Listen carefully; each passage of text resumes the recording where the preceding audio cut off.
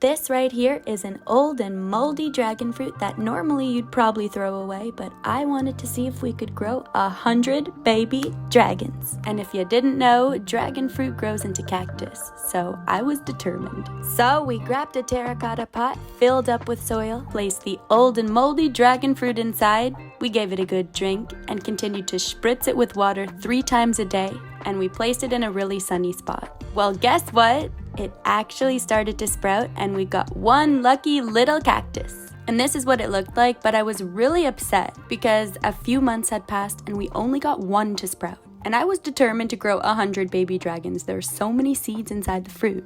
Plus, it did look like there were holes in the soil from some critters digging, so I figured I'd take action and get my hands on a couple more moldy dragon fruits and place them back in the pot. But don't worry, I waited months for it to grow so that I could update you on the progress without making you wait. I wouldn't do you dirty like that. So, this time, I put a white dragon fruit and a purple dragon fruit straight back into the soil, the same soil that the other dragon fruit was growing in, because you never know what can happen when you give yourself lots of options. And you guys, you'll never guess what happened next. After planting the other 2 dragon fruits in the pot, it was a literal ecosystem in that soil. Look at this worm making itself nice at home. And worms are actually very good for the soil. They provide aeration, nutrients, and overall great housing experience for your plants. But anyway, it started to sprout really, really nicely. And before we could get 100 baby cactus friends, something a little spicy happened. It started raining a lot, and you know what happens when it rains in Canada. The squirrels unite. Yeah, a squirrel came and made some holes in our soil. I'm not sure if it was a squirrel or a bunny, but nonetheless, it must have been some good soup for that squirrel.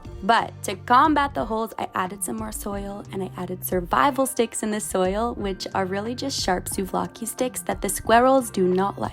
And that seemed to work really well. It mitigated these squirrels coming daily and helping themselves to a dragon fruit cactus feast that fed their family of 17. Then I patiently waited for the growth to happen, and we got hundreds of little babies. They're so cute, but the winter in Canada was fast approaching. I really wanted these to live. So I foraged the cacti seedlings that were left buried in the soil, planted them in individual pots, and now they're thriving. I cannot wait to have a family of cacti that do not get fed to a family of 17 squirrels. So everyone, yet another emotional roller coaster, but it is proof that our trial and error plant experiment really worked. You might just have to try with a few dragon fruits, and you might experience a few roadblocks along the way, but it is proof that life exists in death. So the moral of the story is don't throw your fruits out, grow them instead. Thanks for watching. Don't forget to subscribe and know that I love you.